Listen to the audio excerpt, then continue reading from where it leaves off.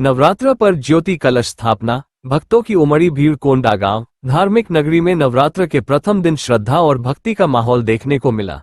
Canara road स्थित DNK colony के शिव शंकर मंदिर परिसर में विधिवत पूजन अर्चन के साथ ज्योति कलश की स्थापना की गई। भगवान भोलेनाथ और शक्ति स्वरूपा मां दुर्गा की आरती व वैदिक मंत्रोच्चार के बीच कलश स्थापित किया गया। इस अवसर पर बड़ी संख्या में भक्तजन मंदिर पहुंचे और माता रानी के दर्शन कर आशीर्वाद लिया।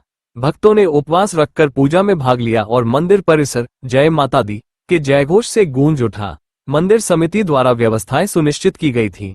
नवरात्रि के दौरान यहां विविध धार्मिक आयोजन होंगे, जिसमें नगरवासी श्रद्धा से शामिल होंगे।